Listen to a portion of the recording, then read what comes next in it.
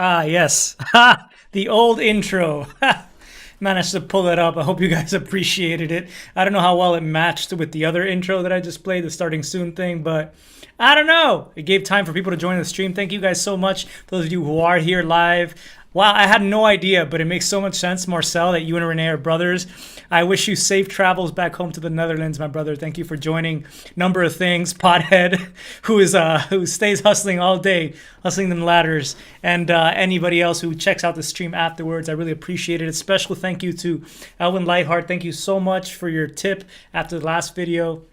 Just any little something goes a long way to show that you appreciate the show. And I know you don't have to do anything to support the show, but the fact that you do, it just means so much. And it keeps me coming to provide you guys what is happening in crypto today. So we're going to go ahead and dive into things. It's one of those days that I don't want to make an extremely long video, but we do have some things to cover that I'm sure you want to be on top of. So let's start off by looking at the prices. As you can see, Bitcoin is really the leader today. I mean, that's just scrapping Solana here. You have Solana up 7.6%, but Bitcoin is up relative to Ethereum, taking back the great ratios. You have Bitcoin up 3.2%, sitting at $22,332.99, and you have Ethereum at $1,709.42. Yet it is down 2.2%, perhaps ahead of the merge. This is the big week of the Ethereum merge, and it could be the case that what they're saying is true. Dump all your ETH, get Bitcoin. It's time for the Bitcoin trade. Although, you can't dump your ETH if it's staked, can ya?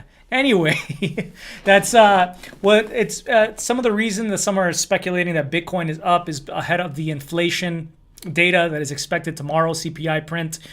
See, Wall Street Journal ran a survey, and apparently, according to the economists there that were surveyed, they're expecting a 0.1% drop in inflation. So 0.1% less. So there you have it. Less pain, 0.1% less. But this being something that could possibly be good for risk assets. Some are saying if this is continued, of course, it could lead to the Fed slowing down their rate hikes, although it's expected that they'll continue to do so into the end of the year. But that's why you're having the stock market generally up today, and you have Bitcoin up, and you have surely more interest in dumping ETH right now ahead of the merge, those who are short-term traders. And I hear that the short positions in the futures trades are definitely taking that side of the argument. And that's why you're having some of the drop today. Thanks so much, Kyle. I appreciate that. Thank you very much for saying so.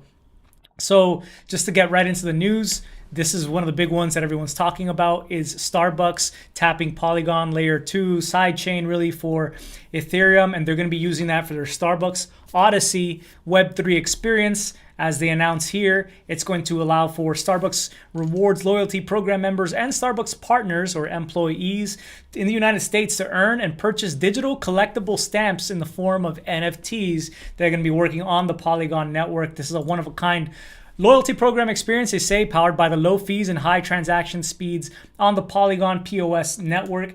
It's still quite centralized, which is what allows for this to take place, but they do have more of a plan to decentralize, from my understanding. Not to the same degree that like Optimism might, but it doesn't matter. It's being adopted by corporations. So you can see here you have companies who are building on it, including Adobe, Stripe, Dolce Gabbana. They don't care. Decentralization, deschmentalization. I do not care about it. I just want to make sure that I stay up. I guess I heard like you can't be a leading company these days without eventually getting into finance. And I think DeFi is a big part of finance these days. Any company eventually lives long enough to become a finance company. I guess we could apply that to MicroStrategy as well in some sort of way.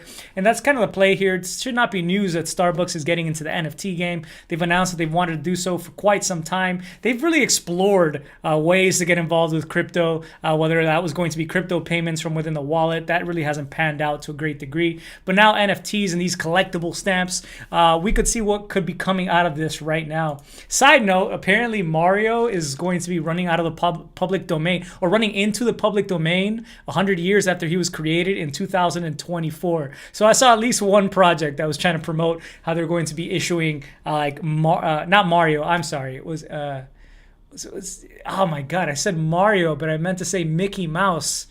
Not Mario, obviously. Games are rather new. But yeah, still interest in NFTs, although I see that it does seem like NFTs have died away somewhat in interest. They've pretty much flatlined. I haven't seen volumes dropping off to a great degree from NFTs, so maybe they have bottomed overall, and maybe when we do get another bull market, they'll explode in popularity again. But for right now, it seems like they're not really ahead of the curve. They're kind of behind it, but we'll see how it gets adopted. It is exciting to see that you have companies like Starbucks really getting involved with blockchain and possibly even having to run their own nodes and peak networks that way. So we could see what else comes out of this. It could be rewards for example, that allow you to, if you hold one of these NFTs, invitations to exclusive events, they say. Or maybe some sort of artist collaborations, unique merchandise, immersive coffee experiences. So it doesn't seem like a complete plan just yet, but they're going to be exploring, I'm sure, and they have some ideas at least in mind. So starting today, as they say here, you can join the waitlist for a chance to be the first to receive access to the Starbucks Odyssey experience, which is going to launch later this year. The brother of an ex-Coinbase employee, you might remember this Coinbase employee who was charged with insider trading, although that doesn't necessarily apply that terminology to crypto. It is now being used by attorneys to call it that. But yeah, there were quite a lot of trades. There were apparently something like 24 assets, 9 of them that were listed on Coinbase. I don't remember if it was 21 or 24. It doesn't matter. Like 9 of those were pretty much the tokens that were being insider front ran and traded by a brother and his brother employee who worked at Coinbase, and a friend who were basically executing trades on behalf of the Coinbase employee. So this was Nikhil Wahi, who's 26 today. The brother of the employee at Coinbase is admitted in a virtual court at a hearing in Manhattan, basically in U.S. District Judge Loretta Praska. He admitted to Loretta that he did in fact make trades based on confidential Coinbase information. He said, "I knew that it was wrong to receive Coinbase's confidential information and make trades based on that confidential information." Him and I guess his cohorts generated $1.5 million in gains according to the prosecutors. It does look like the friend Ramani is at large and has not been captured yet. And the other brother, the one that works at Coinbase, has pleaded not guilty and is scheduled to appear in court on March 22nd. I guess if he worked at Coinbase, he probably has some savings. He probably hired himself a good lawyer. He's trying to fight this out. Although it does seem like Nikhil himself is going to be deported after changing his plea with an agreement with prosecutors. Even though he pleaded guilty last month, in the latest one, it looks like he's only going to be going to jail for, what is it, 10 to 14 months, was it? Something like that. Do I see it on this article right here? I'm not seeing it right now. But yeah, they traded at least 14 times these different assets, Nikhil Wahi and Ramani, using Ethereum blockchain-based wallets before Coinbase announcements of listings of certain tokens in June 2021 and April and in between in that whole period and April 2022. So it looks like it won't be again a huge amount of time. I don't know if it was here that I read it. I guess it was on a different article, but it's not going to be more than a year and a few months, although he's going to be deported afterwards. So everything that he has built is basically, everything he's worked for is basically going to be nil with his guilty plea. So just wanted to keep you guys up to date with what's going on there.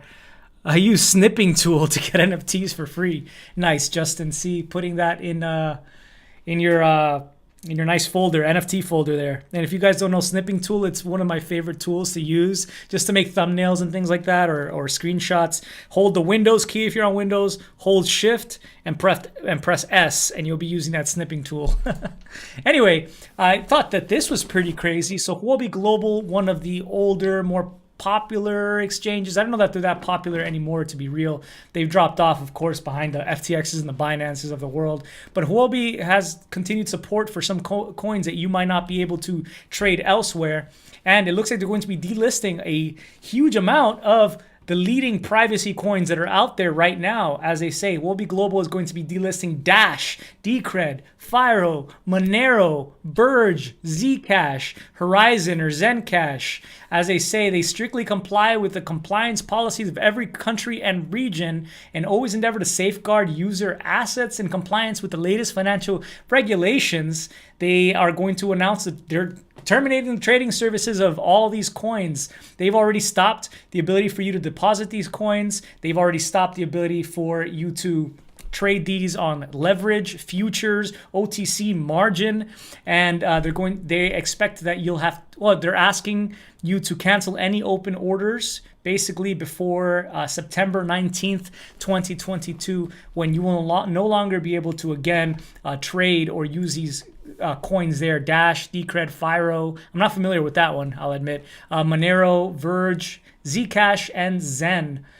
So this just came out of nowhere. Some are saying, what regulation specifically are you talking about? It just might be the case that maybe the volume and the amount of fees that they're generating off of these assets, would be my suspicion, are not enough to possibly deal with any sort of lawsuits or compliance violations that they might have on a jurisdictional region area as we go forward. We do know that privacy platforms, I mean Tornado Cash, privacy coins have been on the assault for a long time. These are truly fungible things. It's funny that you hear about like Federal Reserve chair people and others talking about how money, you have to have all these different features of money, fungibility, every unit being the same as others being a huge feature of these. And the only tokens that for the most part safeguard that aspect of what is something that is money is these privacy coins. So how can they want crypto to be money, but then it cannot be money because they're constantly being delisted out of either regulation or fear of regulation, like you see with these. So I think that's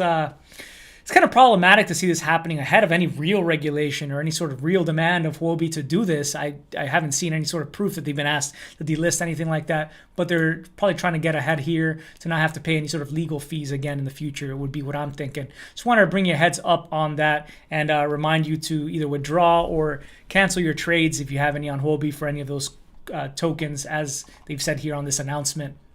Also, if you are one of those who's been trying to figure out what's going to happen with ETH proof of work token and your possible getting of this token when the fork happens and the big merge happens, well, you might be pleased to hear that this website has come up that will allow for you to do cross-chain swaps to create orders basically on a smart contract, or Dapp, they're calling it. Although it's not going to have a UI, from my understanding, it's going to be a simple Dapp that lets proof of work Ethereum sellers create atomic cross-chain swaps, which match the sellers with buyers to make a secure on-chain way to sell your proof of work ETH, which doesn't rely on centralized exchanges or trusted wrapped bridges. So if you want to be able to buy or sell right away, this could be a tool to allow you to do that.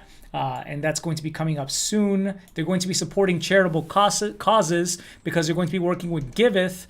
And you might be familiar with Giveth. I've interviewed the founder many times and had him on the show.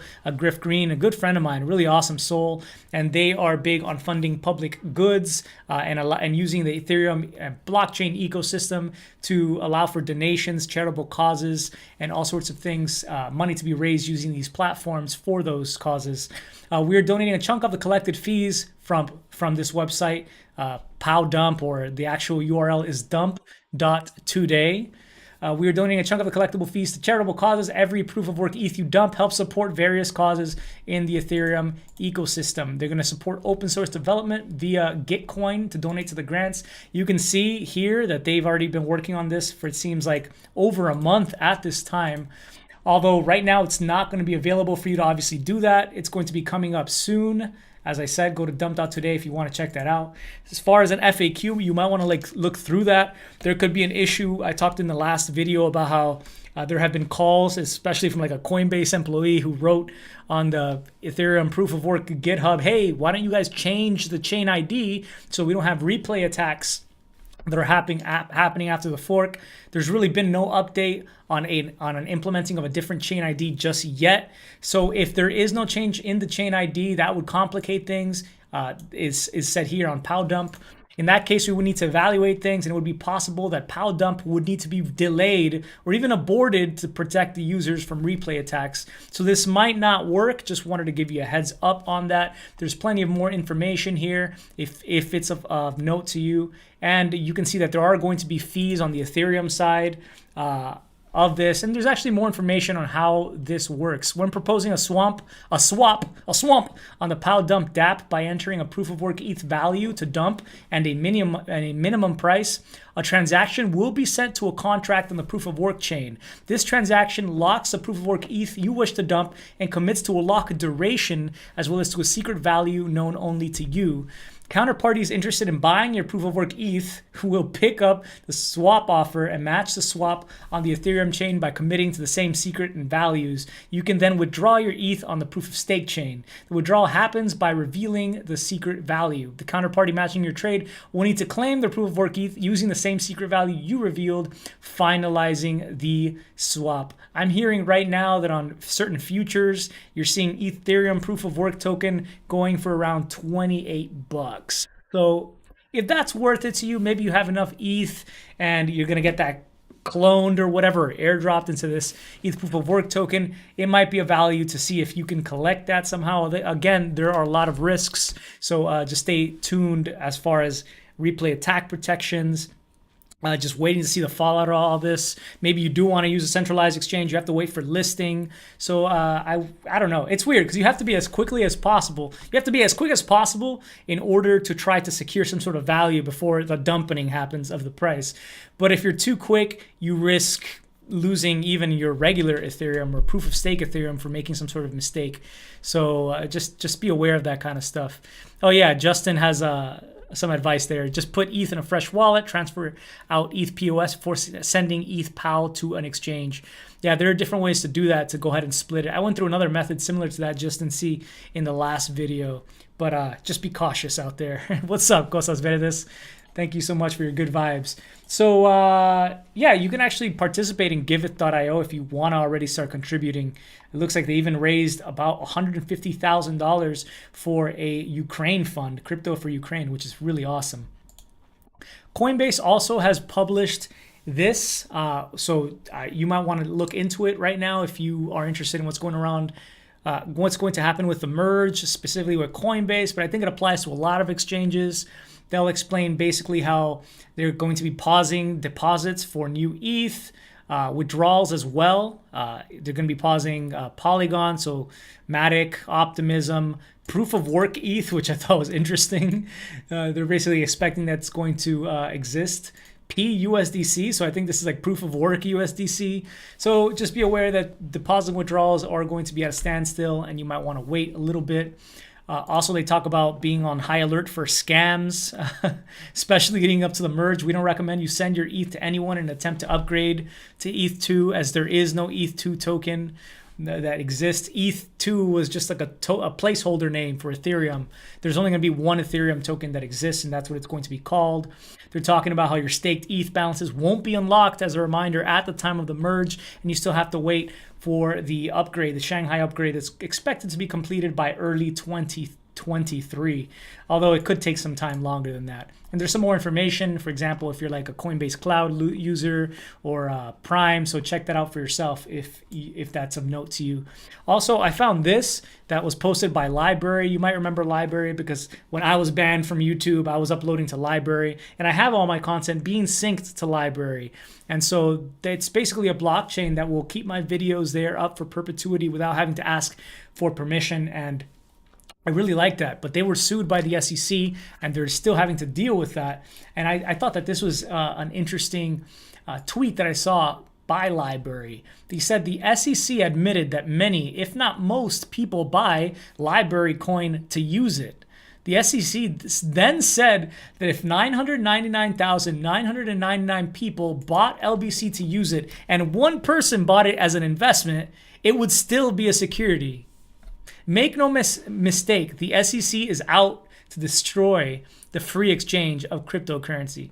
I mean, that shouldn't be a mistake. I think it's clear that you have the Treasury, the SEC, CFTC, every single agency trying to get in the middle of every single transaction to be the central authority to say whether that they should get a cut of this, whether that is legal, permissible. It's kind of against the very foundational nature of cryptocurrencies, but still governments are going to be governments, so it's not too surprising to see that. They're still duking it out to see who has exact jurisdiction over everything, and it's still early days, you can see, looking at all of this. But if the SEC can sue, they will absolutely sue and try to figure it out later.